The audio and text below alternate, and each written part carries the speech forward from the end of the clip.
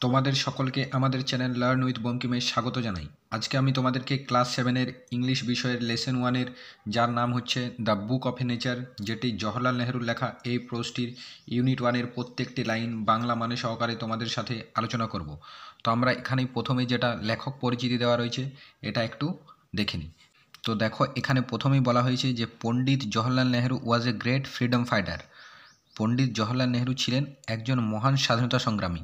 Great মানে কি? Great মানে হচ্ছে মহান, এবং ফ্রিডম ফাইটার মানে হচ্ছে স্বাধীনতা সংগ্রামী।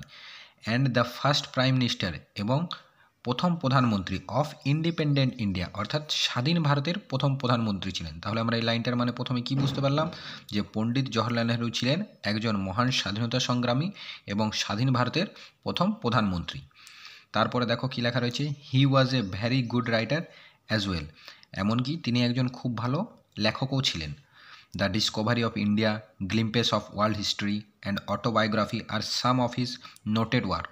তার লক্ষণীয় কাজের মধ্যে বা লেখার মধ্যে কয়েকটি গুরুত্বপূর্ণ লেখা হচ্ছে the discovery of India, glimpses of world history এবং অটোবায়োগ্রাফি। তারপর লেখা রয়েছে দেখো, during the late 1920s he wrote a series of letter to his young daughter Indira to share his idea, thoughts and knowledge with her. During the late 1920s মানে কি বলছে, 1920 যে শতকটি রয়েছে তার শেষের দিকে, অর্থাৎ 1928, 29 বা 27 এইরকম সালের মধ্যে হি wrote a series of letter, অর্থাৎ তিনি একটা চিঠির একটা সিরিজ মানে অনেকগুলি চিঠি লিখেছিলেন। কাকে না? হিজ ইয়ং ডটার, তার ছোট্ট মেয়ে Indira, to share his idea, ইন্দিরাকে, তার ছোট্ট অর্থাৎ জওহরলাল নেহরুর যে ছোটো মেয়ে রয়েছিল ইন্দিরা গান্ধী, তাকে তিনি কতগুলি চিঠি লিখেছিলেন যেখানে তিনি share his idea, thought and knowledge with হার, যেখানে তিনি তার যে সমস্ত জ্ঞান রয়েছে, চিন্তা ভাবনা, এগুলি সম্পর্কে শেয়ার করেছিলেন বা ভাগ করেছিলেন। This letter were letter compiled into a book title letter from a father to his daughter.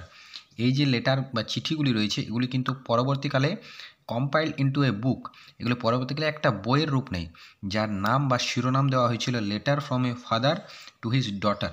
যার শিরোনামটি কী দেওয়া হয়েছিল? Letter from a father to his daughter, এই নামে বইটির শিরোনাম করা হয়েছিল। The present text is an excerpt from the book. তো এই যে আমরা আমাদের এখন যে বর্তমানে পাঠ্যটি রয়েছে অর্থাৎ the book of A nature, এটাও কিন্তু ওইটারই একটা অংশ বা ওই বইটারই একটা অংশ, এই কথাটি বলা হয়েছে। তো এরপর এবার আমরা ইউনিট 1-এর যে লেখাগুলি রয়েছে এগুলি এবার দেখে নেব। তো দেখো, এখানে প্রথমে লেখাটি রয়েছে যে when you and I are together you often ask me questions about many things and I try to answer them. When you and I, যখন তুমি আর আমি, আর টুগেদার মানে আমরা একসাথে থাকতাম, you often ask me questions about many things, তুমি আমাকে প্রায়শই বিভিন্ন বিষয় নিয়ে প্রশ্ন জিজ্ঞাসা করতে, and I try to answer them, এবং আমি সেগুলির উত্তর দেওয়ার চেষ্টা করতাম। Now that you are at Mussoorie and I am in Allahabad, কিন্তু তুমি যখন এখন রয়েছো মুসৌরিতে আর আমি এলাহাবাদে রয়েছি, we cannot have this talks, তাই এই কথাগুলি আমাদের মধ্যে এখন সম্ভব হয় না। I am therefore going to write to you from time to time, তবে আমি যেহেতু এখন তোমাকে এইসব বিষয়ে লেখা শুরু করছি, কি নিয়ে? যে short account of the story of our earth, অর্থাৎ ছোট্ট বিবরণ এই যে আমাদের পৃথিবী সম্পর্কে, অ্যান্ড দ্য মানি কান্ট্রিজ, আমাদের পৃথিবীর বিভিন্ন দেশ, great and small into which is it is divided, অর্থাৎ আমাদের পৃথিবী এবং পৃথিবীর মধ্যে যে সমস্ত ছোট বড় দেশগুলি বিভাজিত অবস্থায় রয়েছে সেগুলি সম্পর্কে আমি তোমাকে লেখা শুরু করছি।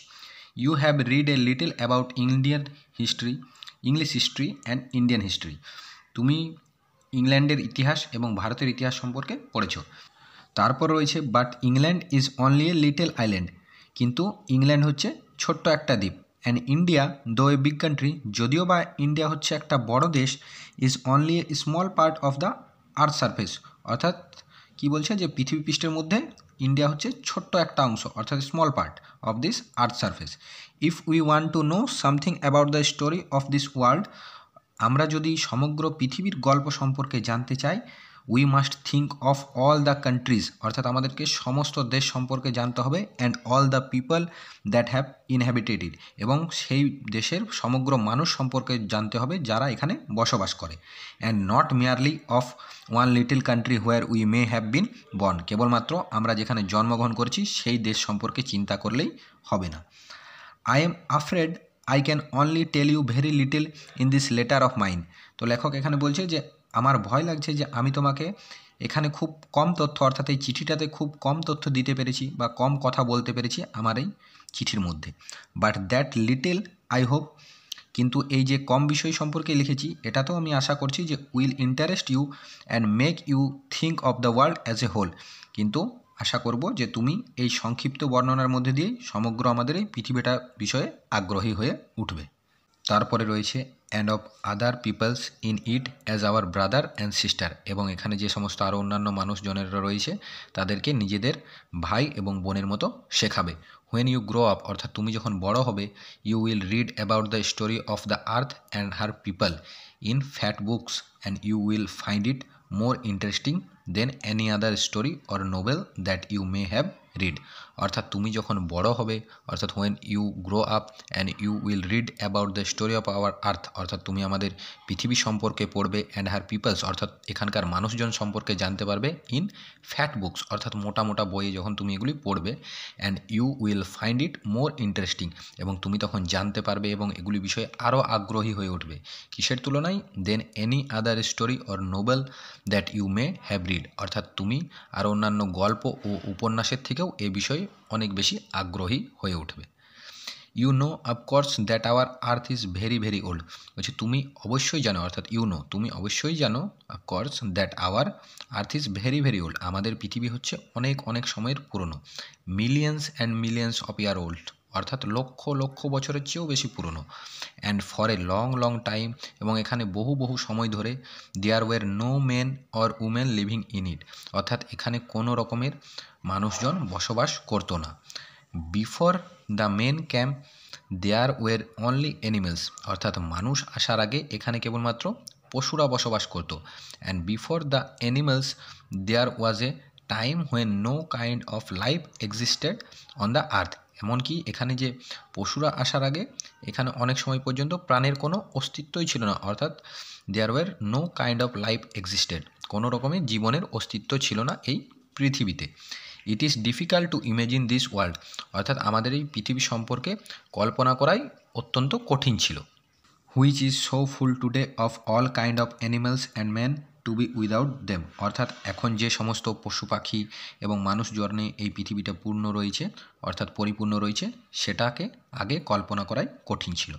But scientist and those who have studied, অর্থাৎ বিজ্ঞানীরা এবং যারা এই বিষয় সম্পর্কে পড়াশোনা করেছে, and thought a great deal about this, এবং বিভিন্ন বিষয় নিয়ে চিন্তা করেছে, matters tell us that there was a time when the earth was too hot, এবং এই বিষয় চিন্তাবিদরা আমাদেরকে জানিয়েছেন যে এখানে পৃথিবীতে এমন একটা সময় ছিল যেখানে সেই সময় পৃথিবী ছিল খুবই গরম বা উষ্ণ, too hot for any living beings to live on it, অর্থাৎ এখানে প্রাণের বসবাসের জন্য পৃথিবী ছিল খুবই গরম।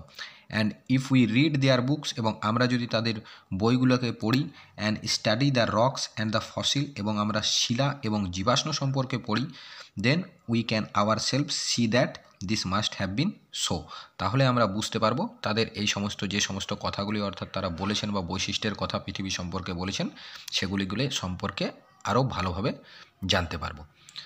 তাহলে আজকে এতটাই। ভিডিওটি ভালো লাগলে অবশ্যই একটা লাইক করবে, এবং কোনো বিষয় বা কোনো লাইনের মানে বুঝতে না পারলে তোমরা সেটাকে কমেন্ট করে জানাবে। তো এর পরের ভিডিওতে আমরা এই লেসন 1-এর ইউনিট 2টি নিয়ে বিস্তারিতভাবে আলোচনা করব, এবং ইউনিট 1-এর যে সমস্ত প্রশ্ন উত্তরগুলি রয়েছে সেগুলি নিয়েও বিস্তারিতভাবে আলোচনা করব। ধন্যবাদ।